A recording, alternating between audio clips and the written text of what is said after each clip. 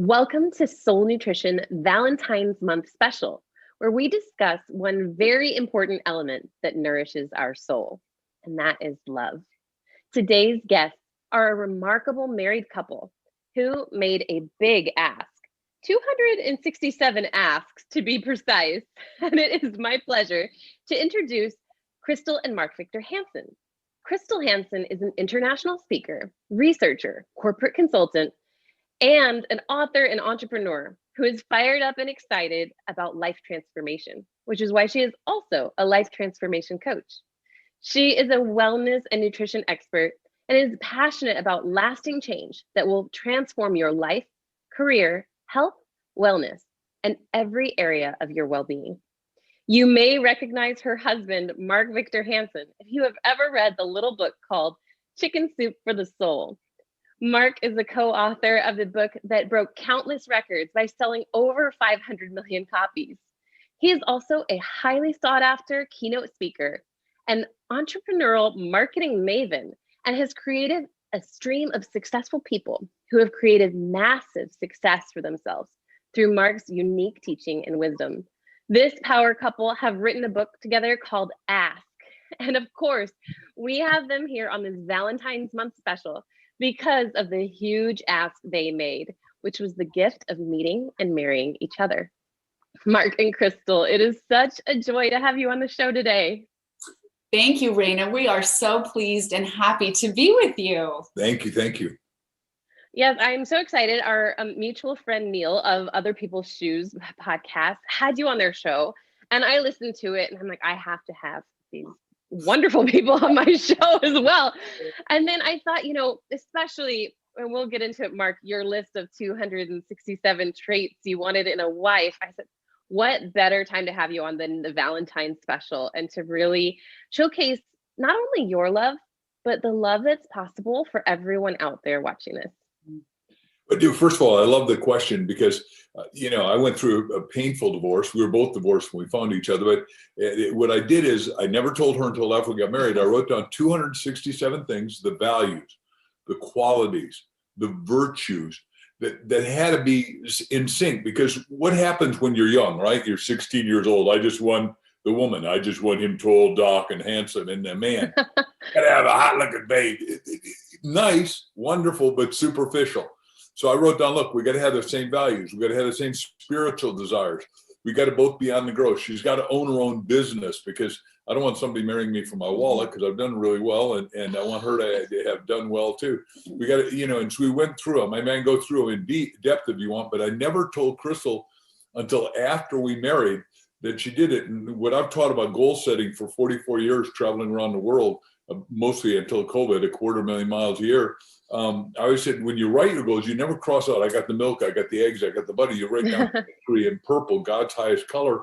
And she was 267 or 267, which most people don't believe, but because we do believe the law of attraction in action, and you have an attractor factor if you're clear, decisive, and if you've asked for stuff that you really want, believingly and feelingly.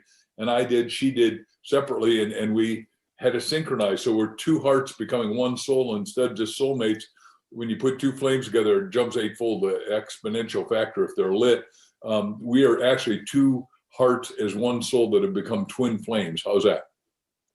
I love what you're talking about of the law of attraction and belief, because, one thing I teach when I'm teaching vision board classes and things, especially to Christians, because, in the church, sometimes we go, oh no, that's new age. We can't believe that. But the thing is, every time Jesus, most of the time, actually, when he was performing a miracle, he says, by your faith, you are healed, or as you believe, so it is. And so though we may have some new age language around it, that are helping other people to understand what Jesus said thousands of years ago, we're believing exactly what Jesus taught, that, those who ask shall receive. And, even I think of your 267, it says to go to the door and keep knocking, right? And not to just give up. And I a lot of your book is really about that. So I'd love to talk about, it's about asking, which of course we have to first believe. So you, Mark, believed that you could have all those 267 things, which is, we serve the God of impossible. It may be impossible, but that's who we serve. So amazing. So you believed it, and then you asked and then took action, because your book is not just about, oh dear God, give me a Ferrari, and then all of a sudden it pops up, right? Your Right. book is really about belief. It's about asking for things that matter and then really taking action with your God-given talents. One of my favorite stories in the beginning of the book was the girl who started teaching people how to read.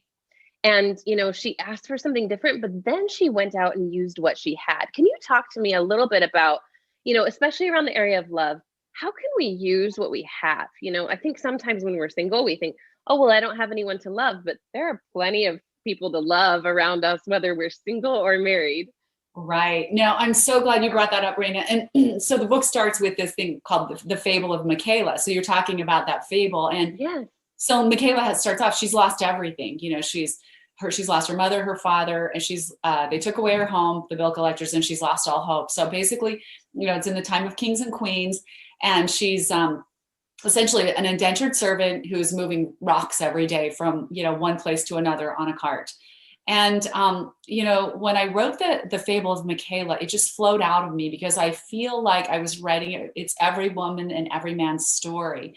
And so many people have lost hope for so many reasons. We've never been challenged like this in COVID, where we're isolated, we're away from people. And so, especially if you're a person who was deeply wanting a relationship, wanting to find that love, well, now you're not even supposed to go out, be with people, and you can't even see the person's face. So there are all these challenges, right? But Michaela, so she is feeling this hopelessness and kind of has given up on any happiness. And then she falls into this dream, and the being comes and takes her on this journey, and shows her this destiny bridge, and basically implores her to ask and never stop asking. And so as Michaela wakes up the next morning, she realizes that a transformation has already begun inside of her, that something has been awakened that was shut off. And as she starts to live her days, she starts to live in more wonder and live more in the questions, and starts to ask more questions. And as she does that, you just see the circles of her life becoming bigger and bigger and bigger and expanding, where they start to include these people and then more people. And then suddenly she's understanding what her true talents are. And as she understands that and starts to give and starts to ask more, then she's attracted, all of that comes back to her through the law of attraction. And like you said, Jesus is the master. He's the one who taught us all of this to begin with. First of all, we're created in the Creator's image. That means we're the only animal on earth who actually has this beautiful imagination. God made us with an imagination to literally imagine anything into existence. So of course, we're made with an imagination for a reason. Every wonderful thing that's happened, every invention, every wonderful relationship, it starts in the imagination first. So use that beautiful imagination. Mark and I say you have to prepare to be a good asker, right? And that's belief and imagination. You want to imagine the best for yourself. And unfortunately, a lot of people, when they're on their asking journey, they're asking the wrong thing. It's like, what if I never find anyone? What if I die old and lonely? What if I can't ever find that dynamic person, the woman or the man? Those are the wrong questions. We need to ask from our highest imagination, where will I find this beautiful person? I wonder where he or she exists. What will it be like when I'm sharing this kind of conversation with this person? And start to do it from your greatest imagination. Absolutely. I think you're right. Some people, it's so easy to ask the wrong questions, but to ask those right questions of ourselves. I want to talk a little bit about that belief in asking the big questions, and throughout the book, you talk about, boldly asking. And in the Bible, we see boldly coming before the throne, right? We see that over and over again, from Esther to the Proverbs, right? We're seeing how we're supposed to boldly come to the throne. And I spoke on another love section of this show, how I was with somebody who was a really well-meaning Christian, married for a long time, but in let's say a rough spot of marriage. And she was talking to myself and my friend and saying, you two really just need to stop thinking of happily ever after that doesn't exist. This is reality. This is what, life is really like. So you guys need to get that out of your head. And we both went, no. Yeah. So let me talk to that. So Yes. obviously I was almost 60 years old when I wrote all those goals, because I'd gone through this divorce and been married a long time. But I wrote what I wanted, and I said, number one, she's got to be alive. Number two is that if one of my 267 goals was, if she's got kids and I got kids, which is probable, I already had kids, she had kids, they got to get along, because that has to happen. And so let me wind it back a little and show you what happened in actuality. And then let Crystal talk about what her mother said to her, for her to do, and how this synchronized. And there's no way you could see it except that I visualized that it had to come to perfection. How's that? Yeah. And I think really we both did, because while, there were a lot of good things about my marriage before, there was also a certain emptiness. And I don't want to, I respect my ex-husband. He's a good father, all of these things. But what we didn't have was spiritual intimacy. And I think that's really important. It's something that people overlook. So for me, I would see couples who I could tell had that. They had that spiritual intimacy. They had that soul intimacy that kind of like helped them. You could just see that they understood each other at the deepest level, and had the deepest level of caring for that acknowledgement of spirit and everything that they were about, spiritually. And so I was not obsessed with that, but it's something I recognized all the time and wanted so much. And I used to long for it and think, that's what I want. And I kept trying for that with my ex. And sometimes there are just things that aren't available for us in certain relationships. You can, and I really did my best, and not blaming the other person, but really looking for those things.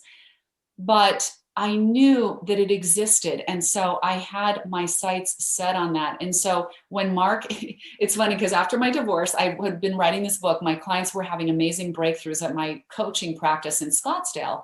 So, people were coming to me, they'd been depressed for basically their entire lives. And in 5 coaching sessions, they're like, I thank God you came into my life. I am completely free of the crushing depression that I've experienced. So just tremendous things that I wanted to talk about in this book. And my mother's such a fan, of course. So she got this email one day and she said, Crystal, she's like, there's going to be an Author 101 conference in LA. She said, there'll be publishers and publicists, and Mark Victor Hansen will be there. And I was like, oh, whoa, Mom. I was like, well, when is it? And she said, it's the day after tomorrow. And I go, oh, that's going to be sold out, Mom. I'm not going to be able to make it to that. She's like, no, just call. You need to get your book out there. Your book is so good. So I was like, okay, I'm just going to humor my mom. It'll be sold out. So I called the number. Immediately, the promoter of the conference called me back. Rick Frischman, who's a really big publicist. He, not his assistant, not his secretary. He's like, Crystal, we definitely want you to come. There's definitely space for you. Please come over. So a day and a half later, this thing has a life of its own, right? I'm trying to get out of it, but something's pushing me to this conference. It was the craziest thing. And I even, sometimes when you get, if you're in touch spiritually, I remember standing at the front desk thinking, something's going on here. I don't know what it is. I felt the spirit so strongly. So I registered, and later I'm at the VIP event. Mark had been the keynote speaker, and a woman, I wasn't even drinking. I said, I'm going to be so serious about my work. I'm going to talk about my work and the breakthroughs. I really want this book to get done. So ironically, because I said that, a woman knocked an entire glass of red wine on my white pants accidentally. She was talking with her hands with this little stand-up table. I was talking to a speaking coach. This entire glass of red wine jumps on the white leg of my pants. Well, Mark must have been looking my way. He was way off in the other corner of the room, surrounded by a little entourage. He suddenly breaks out of his crowd, comes rushing to my side, grabs my hand, and says, oh, I'm so sorry about that. Can I take you to find some club soda? Help you find some club soda. And suddenly he's pulling me out of the room toward the kitchen next door. Because this is this private room at the hotel, this private meeting room for the VIP thing. And he just started asking me questions, what do you do? And after we talked for a few minutes, he said, there's something about you that is so special. I think you have the ability to change lives, especially for women. I'd love to hear more, but I'm starving. Would you like to go to dinner? So I was like, okay, I'm really hungry too. It was like 9:30 by then. I said, but I need to go change my pants and get out of the wine-stained pants. I'll be right back. So I went up to my room, called my mother and said, how are the kids? I have to be quick. You won't believe this. I'm going to dinner with Mark Victor Hansen. And she said, I knew it. So it was crazy because,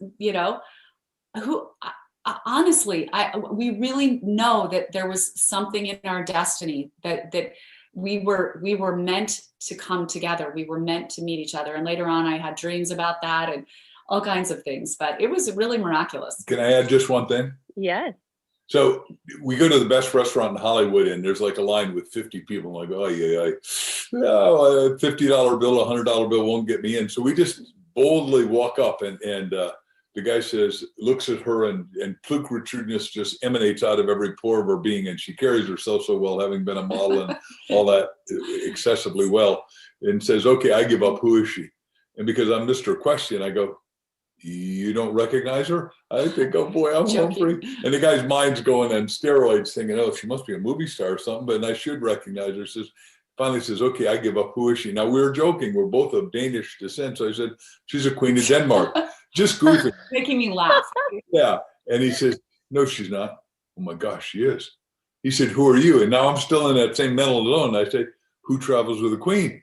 He says, oh my gosh, you're the king. Hold on. And that fast, we had the best table and we synchronized. We just vibrated together. It was like, it was made. And so in answer to your question earlier, everybody is single before they get married, of course. And if you're single and not in a country like India or something that has arranged marriages, then you ought to scope out what in the vision board, like you said, in your mind, because your mind is 87% visually. And we certainly believe, figure out what you want, write it down, visualize it to realize it, because Solomon said, without vision, people perish. So right. What would you like in your idyllic relationship? And if you're in a relationship and you want to make it better, start sculpting that too. So it works both directions. Right. And if you're in a relationship, you need to get out of it, sculpt your way out of it. So the point is, but you need to put it in writing because that's spiritual language. Habakkuk says, write a thing, make it clear, and it shall be established unto you. Shall in the Bible is definite, certainly, and it's got to unfold. I mean, we were supposed to get together. And that's why most people nowadays, I hope this isn't too self-aggrandizing, but say, gosh, you guys are the most formidable, powerful couple I've ever had. That's right. So I want to discuss, because one of the main reasons I believe that the two of you were brought together by this mysterious force, right? Let's call it synchronization for lack of a better word, right?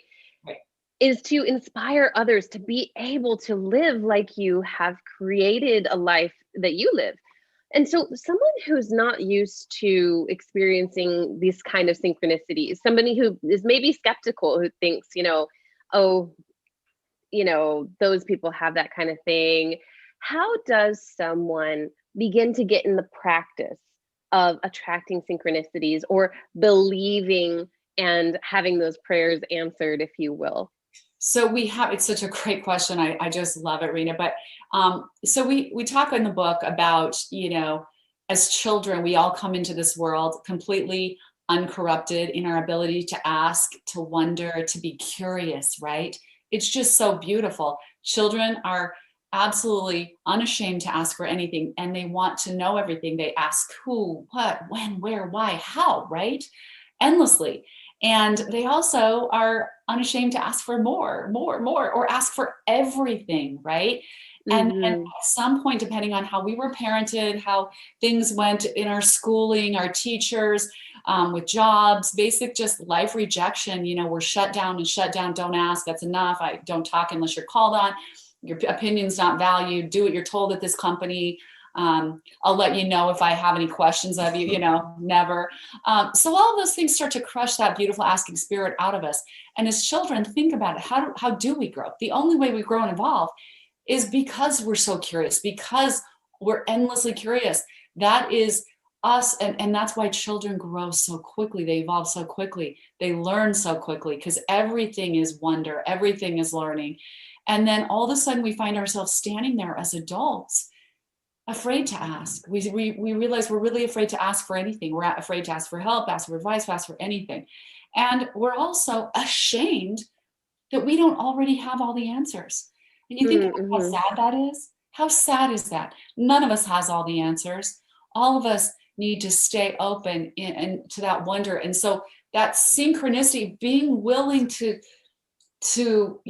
open up to the wonder of life, to God's perfectly orchestrated universe, right, is part of that. Like giving yourself permission to take on that childlike wonder that is already inside of you. You've just crushed it. It's just been crushed and buried. We're saying, let it come back to life. Because once you do that, once you start to live in the wonder, the curiosity, live in the questions, right?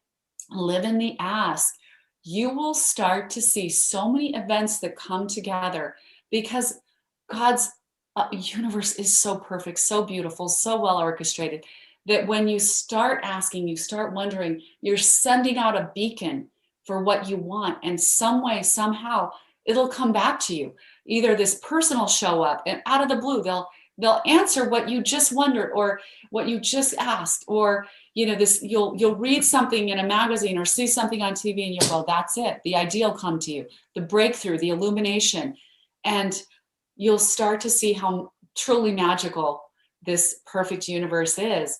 But it takes, suspending that disbelief and, that I think it's kind of that gray stuff that we take on as adults when we've been let down so many times. And we can talk about that. We talk in the book about the 7 roadblocks to asking.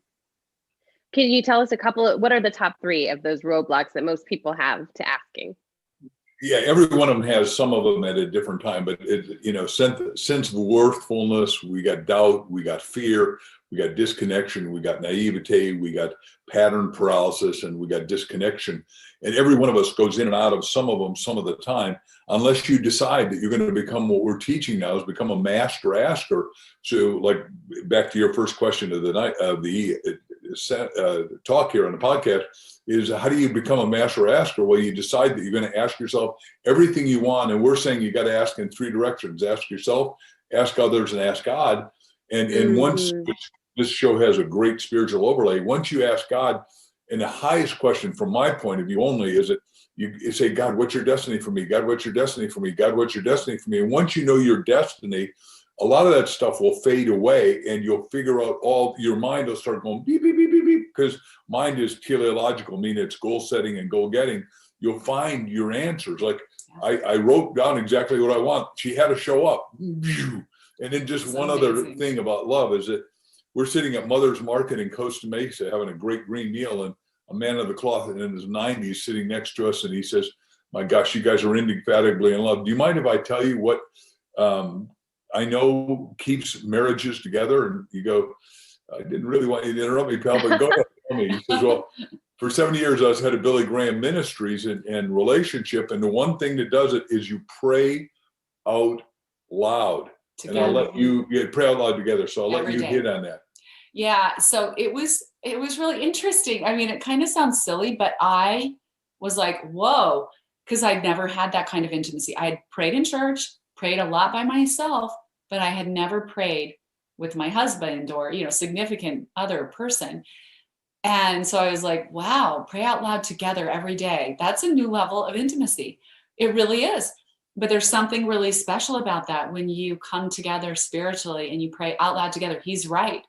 It just bonds you in a way that is really beautiful. And so Mark and I have this hour in the morning where we pray, meditate, which is really just being quiet and listening to God. Yes. Not just we speak a lot of contemplative prayer on this show. So yeah, not just talking, but listening too.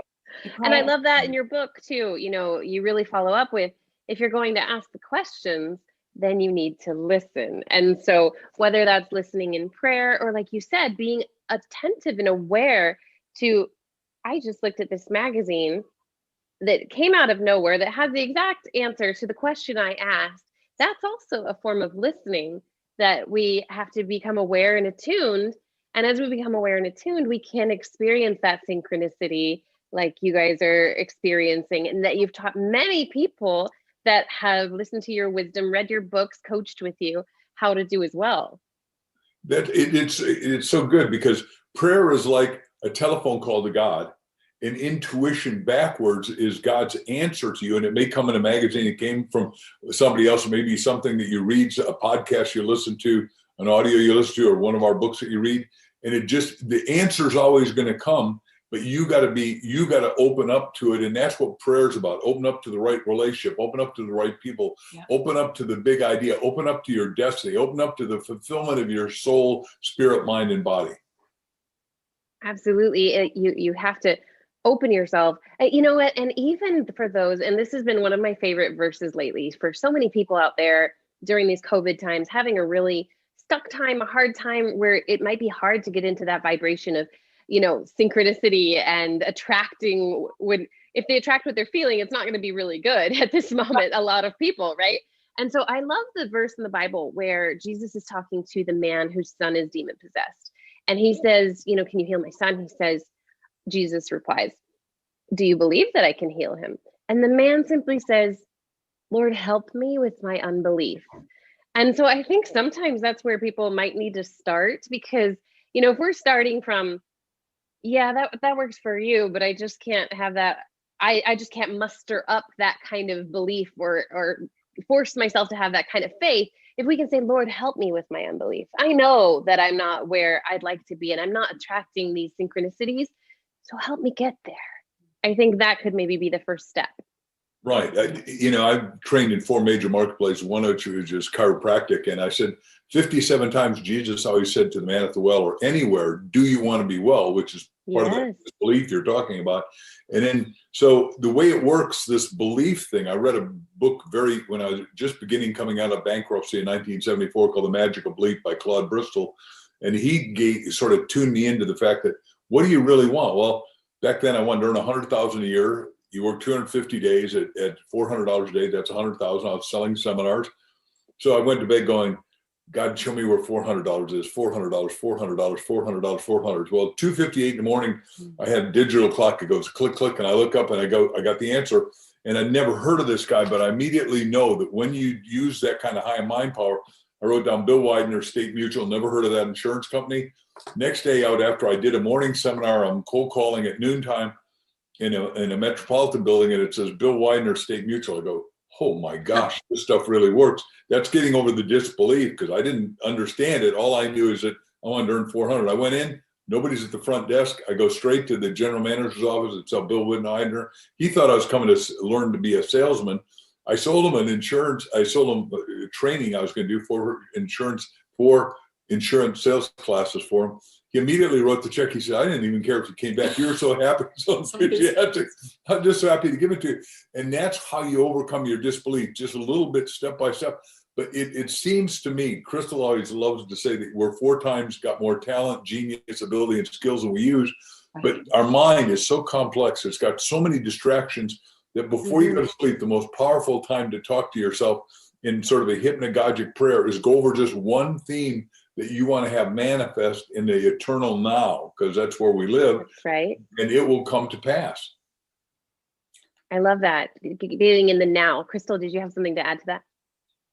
Yeah, I was just going to say that, the asking journey is really, so when we all get in that state, every one of us, we're human beings, things happen in life. Life is tough. It's not the straight and narrow road all the time.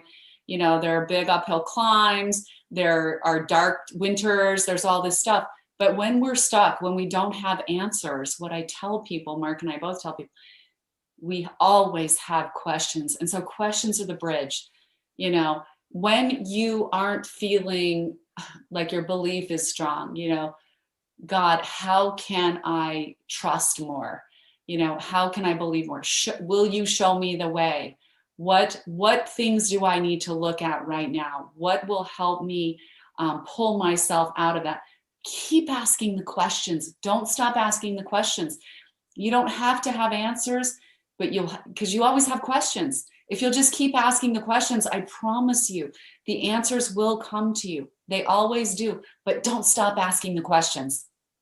Absolutely. And to Mark's point earlier, actually, many of the viewers have read my book, and I talk about, intuition is also, you may call that Holy Spirit, in the Christian, it could be the Holy Spirit giving you those answers that you need. We call that intuition in today's modern language as well. And so when you keep asking the question, and one question I really love that, really gets to the meat of things is, what would it take? What would it take? We're doing a love special right now. what would it take to attract a partner who would be my helpmate and make life that much more abundant, right? Because Jesus came to give us life and have it in abundance, right? And the first thing we look at creation, and God says, I created this and it's good, and I did this and it's good and it's good, and man is alone. That's not good. The first thing was that he ever said wasn't good, right? And so what do you say to people who go, oh, I don't need a man, or it's so much easier just to be single, which it might be easier in some ways at times. What do you say to those people who are maybe just so in those patterns? You talked about those brain patterns, right? Of it's not possible, so I'm going to tell myself I don't want it.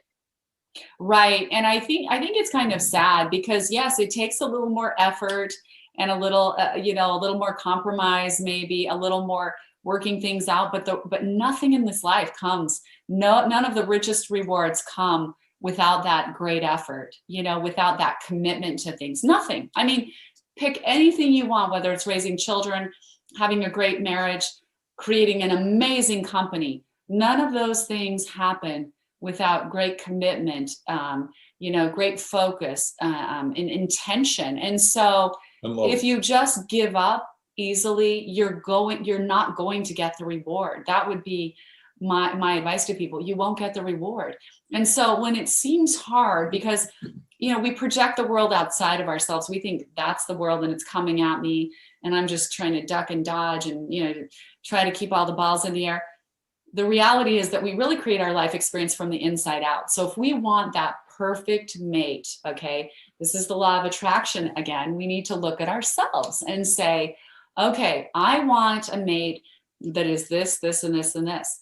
How can I become more this? Am I fully, this thing that I want? Am I expressing fully this quality that I want in somebody? Or am I just expecting them to come and meet my needs, and I don't feel like I have to work on myself at all?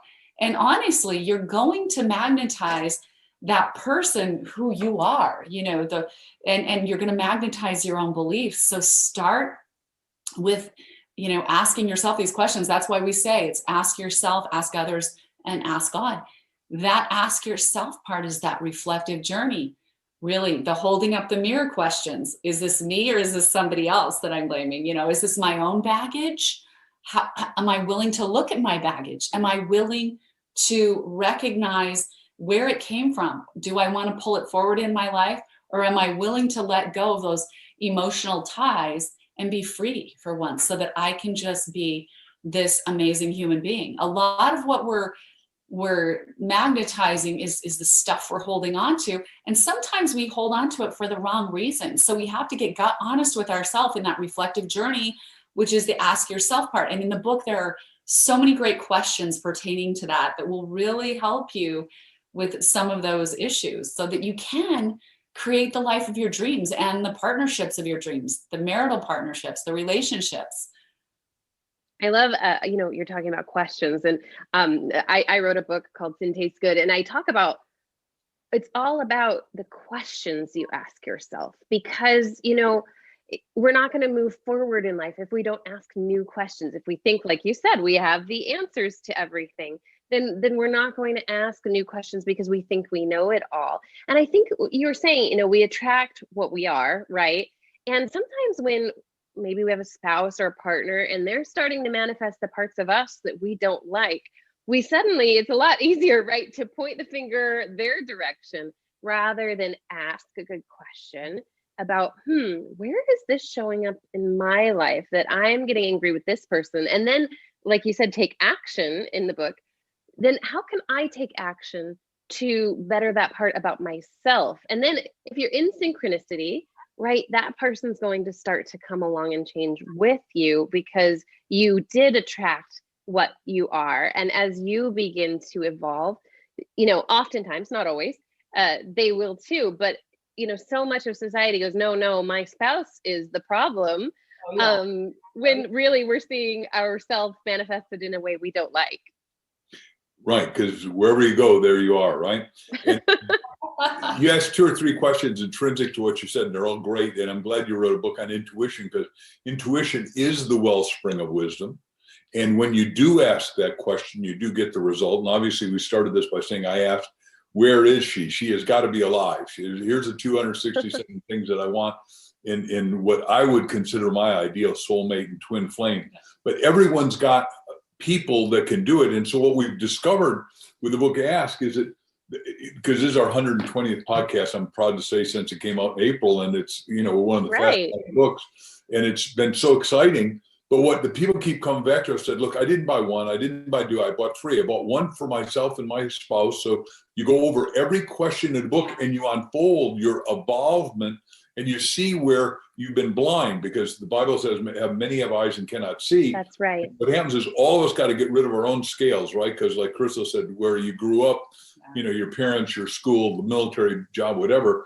And then what happens is you get rid of your blindness, and then suddenly you have ears and you get to hear the inner statement of your spouse or spouse equivalent or sweetheart to be, and it starts to really work. It starts to really rock. And that only comes from what you said, that intuition, that wellspring of wisdom.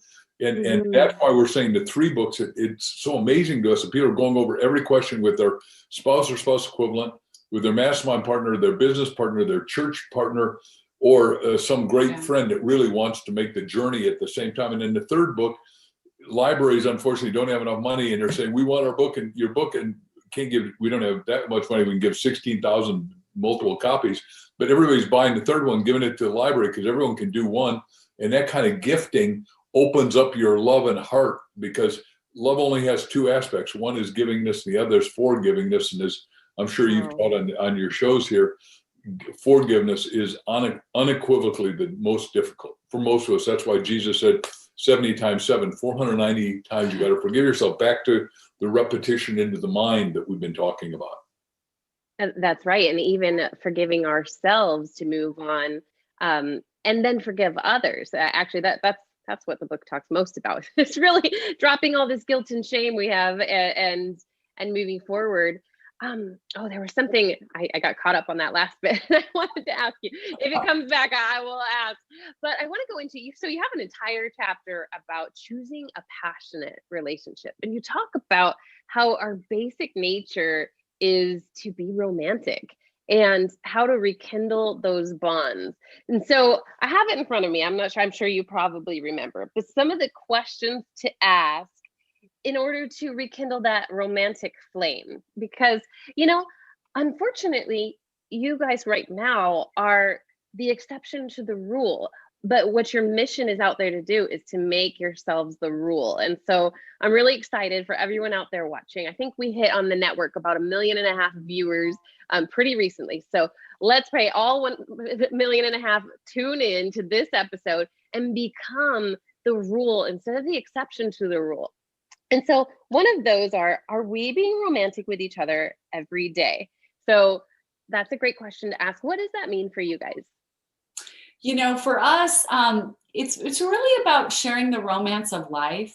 I mean, I think you need to understand that romance is, for us, life can be very romantic. There are just romantic beauty all around us. Yeah. That we can share. There's, when we experience new places or travel at all, or just go on hikes, there's a certain romance of just being out there in nature, the adventure. This can all be kind of a romance if you stop and remain present to it.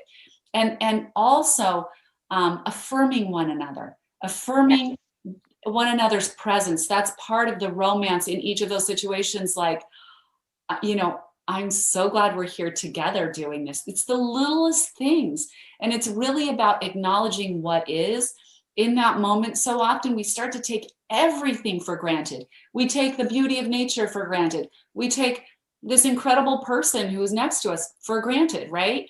And so it's really acknowledging all of that and getting kind of giddy about it and getting excited about it and sharing that excitement, making sure that you go out of your way to affirm that to each other. Reina, I'd like to do one quick example with your permission.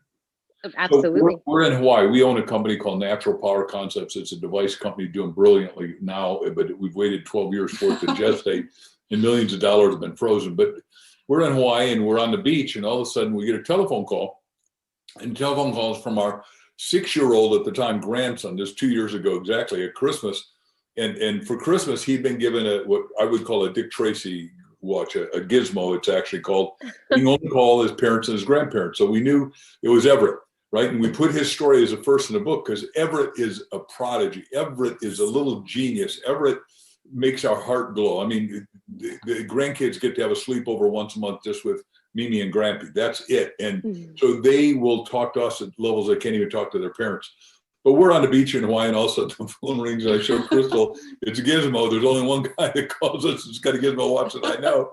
And I say, yes, Everett? And he says, Grampy, are you alone? I said, no, I'm with Mimi. He said, can we talk? I mean, it's so romantic. In my mind, this is romance in an accelerated rate because kids don't know anything but be open and loving, and they feel the total, absolute adoration we have for them and cherishment. He says, can I talk to the two of you? I said, yeah. He said, you know those books you write? I said, yeah. Which ones? I've written 3 and 12, son. He said, you know, the chicken soup books? I said, yeah. He said, are you still writing books? I said, yeah, we're doing one right now. He said, can I ask you a big question, the two of you? I said, you can ask us anything 24 hours a day, 7 days a week for the rest of your life. There's nobody more important to us than you guys. What is it? He says, can I write the book with you? And of course we said yes. And we just looked at each other and our hearts swelled because he's innocent. He's honest. He really wants to write. And he and his sister and brother have written us little books, and they fold up a 8.5 by 11 in 4 quadrants and write stuff just to us and give it to us privately.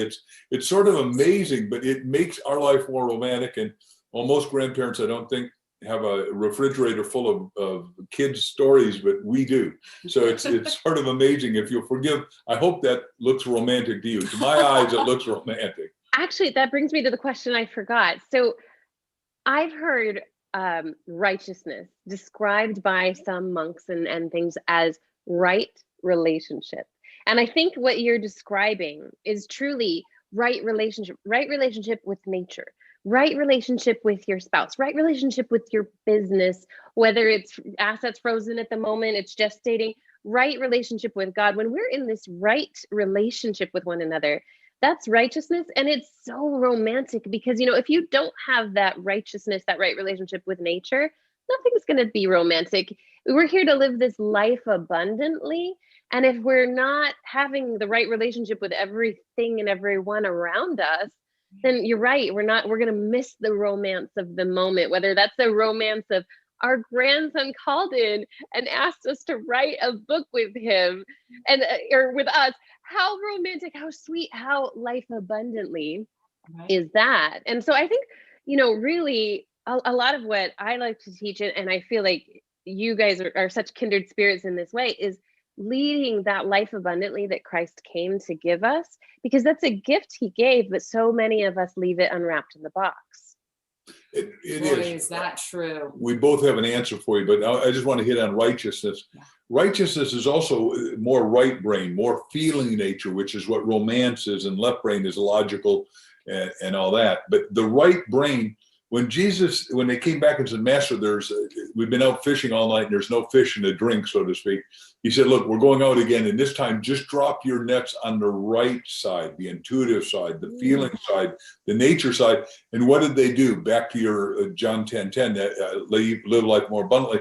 They brought up such a catch that the net was breaking because it was so heavy.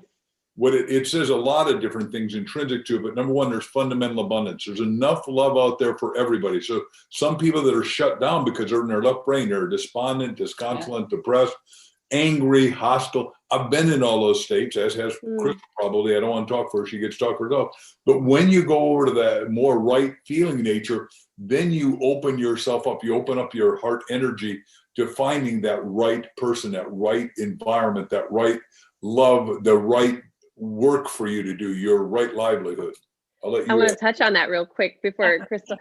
You know, you were saying about going into the right brain rather than the left. I've heard the enlightenment period sometimes referred to as the unenlightenment period, because we've truly went so much into the left brain logic knowledge that we forgot how to lean into our Holy Spirit intuition, the feelings of something, because like you were saying earlier, or maybe it's in the book, I'm confusing them now. It might have been in the book, but you're saying in the book that sometimes you're going to get the answer through a feeling.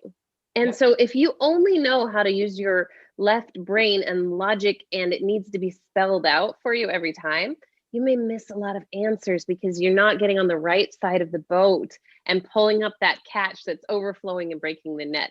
And so, Crystal, please expand on it. But I just wanted to chime in on that because I think it's so poignant that we need to learn how to really feel again.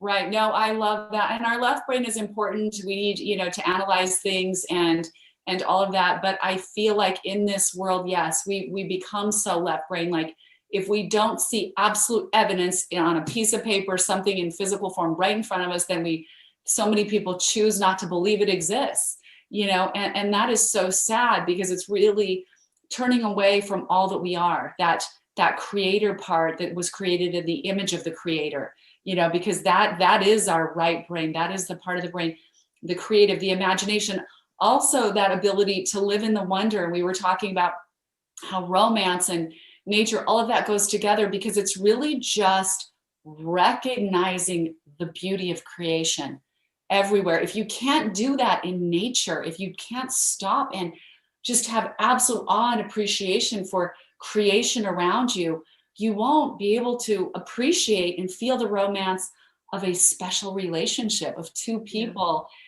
coming together, being able to laugh together, plan together, feel the same way about planning life together, and how that can be such a great adventure. It's probably because you're really a little bit broken in terms of not being able to, and I hate to say the word broken, but just missing, not tapping into your ability to appreciate all of creation, all of the wonder of what is around you every day. Absolutely. And so many people lack that example of seeing someone who really lives life abundantly, who decides to love. And I think that's part of what you're talking about is that, if we just sit around and wait until we have the romantic love of our life before we choose to love anyone or anything and go out and live life abundantly, right? We're going to attract where we are, what we're believing in, because what we're believing in for the future has to be also what we're believing in the now, right? Which is always right now. And so if we're believing right now that life is miserable, that I can't love anyone, instead, go out and love your mom, go out and love, your coworker. There's so many ways to be loving, right? Exactly. I love that. I love that example. You have to open up to the joy of relationships, because if you say, okay, once I get this relationship, then I can be happy, so you're basically saying, I've decided not to be happy until I get this, I can check this box.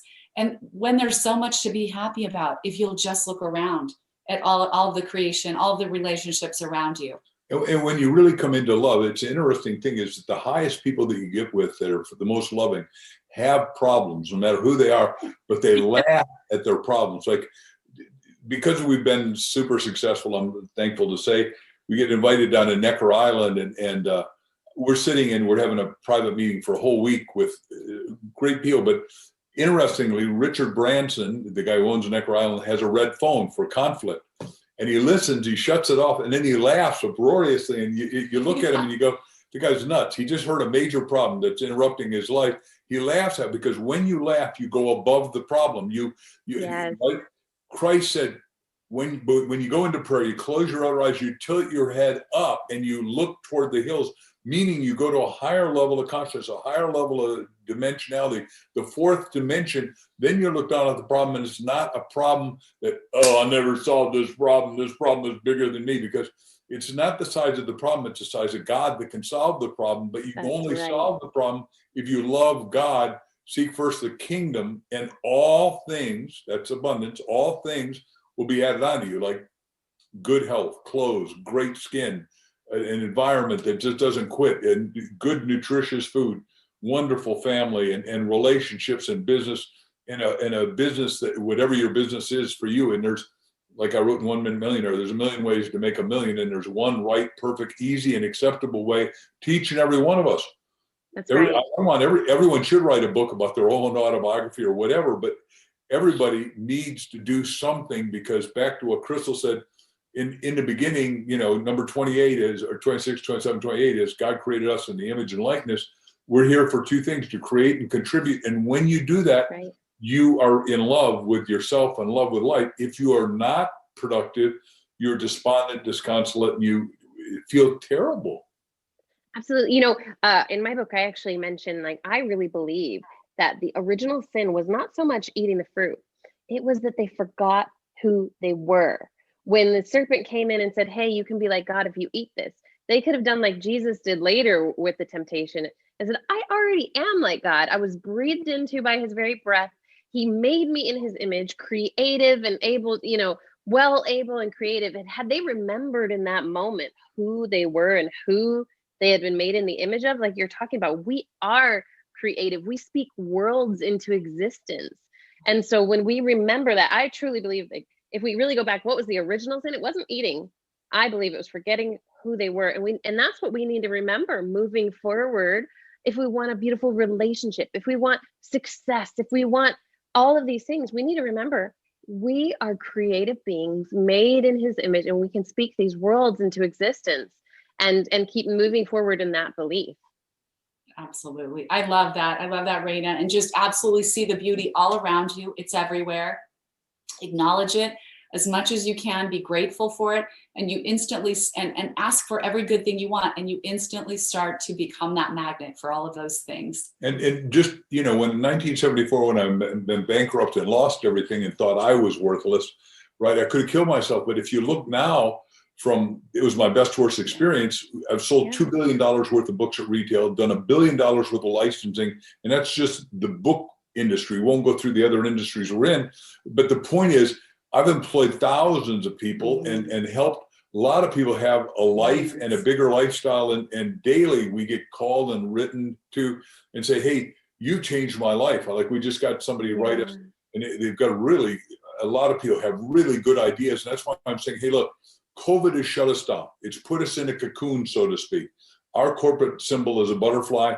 We say, look, you caterpillar, you can't predict butterfly, the transformation, ladies and gentlemen.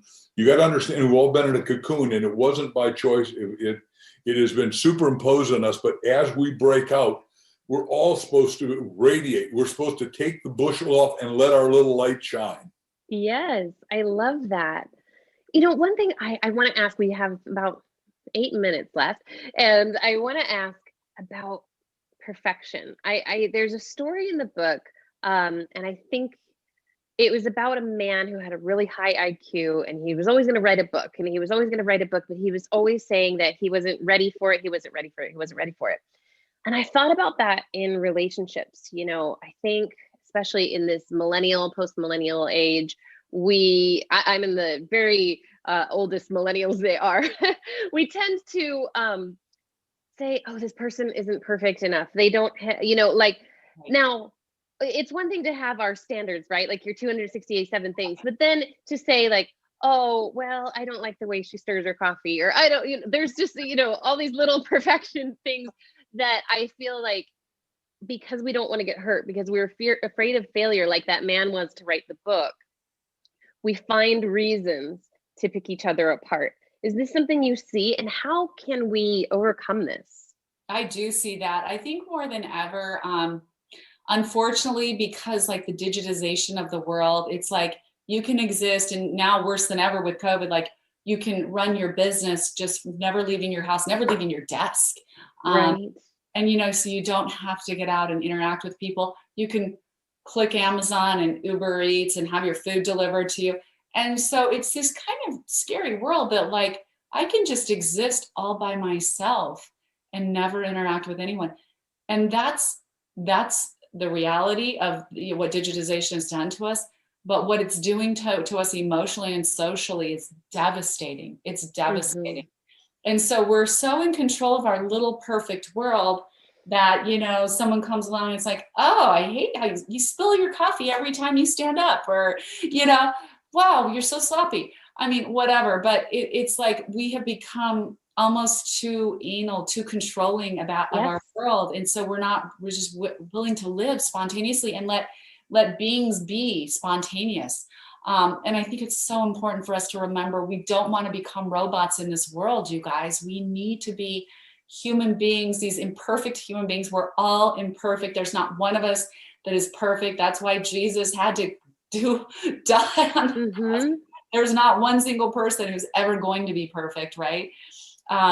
So it's just so important to remember that and let people be human, be forgiving, have a sense of humor, and realize again that the trade-off is a stone cold loneliness, it really is. And you talk about that in the book. You talk about how that's become more and more prevalent in this digital age, and how you two really remember your childhoods where you had to, walk across the street and go find a friend. And that kind of community was what built and bonded people. How can we, God willing, this COVID pandemic begins to come to a conclusion here soon, but how can people, is there a challenge maybe you have for people to get out there and develop community come hell or high water? Yeah. So what we're doing is we're saying, hey, look, don't get one book, get two, and maybe get three. And then mastermind, two of you get together. It could be spousally, it could be you and a church member, it could be you and a business partner, it could be you and a community member, a next door neighbor, and go over every question in the book. And by the way, the podcasters have taught us this, because people write in and call and say, wow, we're doing that. And it's causing that transformation. It's getting them out of the cocoon. And our cliche now is that community creates immunity, right? We need to have community. That's what Chris was talking about. We need each other. Each of us need all of us, and all of us need each of us. And some people think others are irrelevant. There's no, I'm on my bully pulpit here, but there's no such thing as you're essential and I'm not essential. We're all essential. Right. And That's only right. God can see why 8 billion of us are concurrently essential. So I'm not God. I don't pretend that, but all of us have that kind of awareness. And we're saying, hey, look, we know Amazon exists everywhere in the world. So go get a copy of the book on Amazon. If you can get it at a bookstore, go to a bookstore. We love bookstores.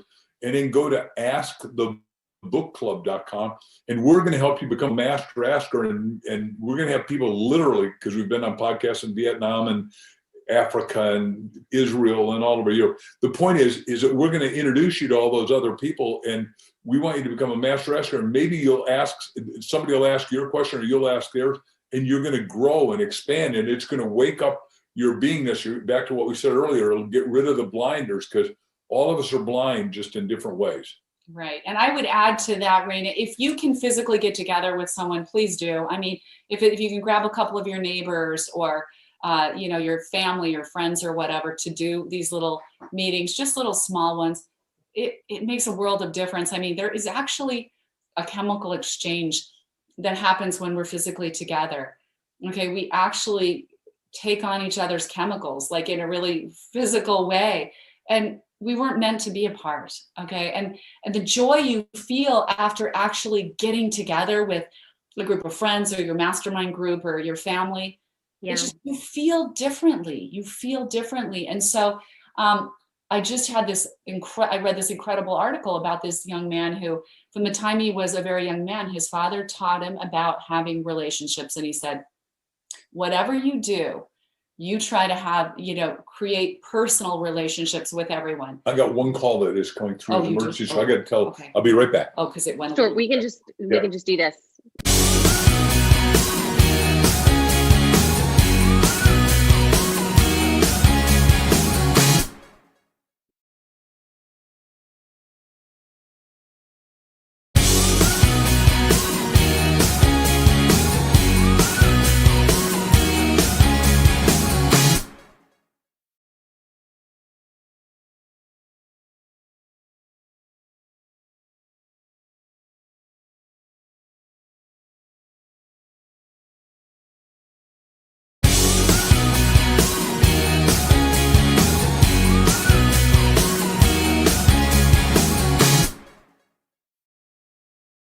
That reminds me of this great story that I just read about this guy. He was talking about what a great mentor his father was to him, and how from the time he was very, very young, he happened to be a Black man. And he said, my father taught me the most important lesson about relationships. He said, anytime you can, if you could do something over the phone or just mail it in, he's like, don't do that. Anytime you can go and do something in person, do it. He said, so I had these crazy standards for myself where every time my rent payment was due, I would go to the office and deliver it. And then my lease payment due, when I got a little business, I would deliver my lease payment. And he talked about all these things, always doing his banking live, so always going, trying to meet the bankers, say hello to everybody. So as he unwrapped the story, he just talked about how that had just provided such a great benefit to him, because when it came time for him to need money, he actually knew the bankers. He knew who he was talking to. He had a relationship. When it came time to, he had a little tiny space in this building. It was just a very small business, but because he had met the owner of his building a couple of times, he went to him directly because he showed up again with his lease payment. And he said, my wife and I want to expand our business. He wanted like double the space, and he got it for just a teeny bit more money than the little space because of those relationships. So what I'm trying to say is, it's so important to ask people, and it's so important to try to be physically present with one another as much as we can. This digital world's dividing us and separating us. I think we need to try to come back together every opportunity we have to do that, and start asking about one another and being curious about each other in person, create those relationships, forge those bonds. And just like in the fable of Michaela, when she starts to wonder and starts to ask, and around, the people around her, and then it just expands and expands and expands. That is what will happen with your life. Absolutely. And where can people find the book? Where can they find you? How can they get more of all this wonderful information you've been talking to us about? Right. So Amazon's the best place, Amazon.com, of course. It is on Barnes and Noble as well, but just Amazon's so easy because everyone has Prime. So just get the book, and then we're inviting everybody. We're going to do a book club. So once you get your book, come to askthebookclub.com, because we want to provide some mentorship, and we have some fantastic ideas going forward this year about what we want to do, because we really want to help people become master askers. So we're super excited about that. So yeah, get the book at Amazon, and then go to askthebookclub.com and ask us for an invitation to the book club. And reach out to us on social media. We love to connect. I love to actually answer my messages. So Crystal Dwyer Hansen, it's a bit of a tongue twister. And then of course, Mark Victor Hansen on all of the, Twitter, Facebook, Instagram, all of the above. So and we're doing a lot of shows now on YouTube, just because we think that it's fun, and B, like these podcasts, they ask questions. Sometimes we don't have enough time. So we're expanding our answers.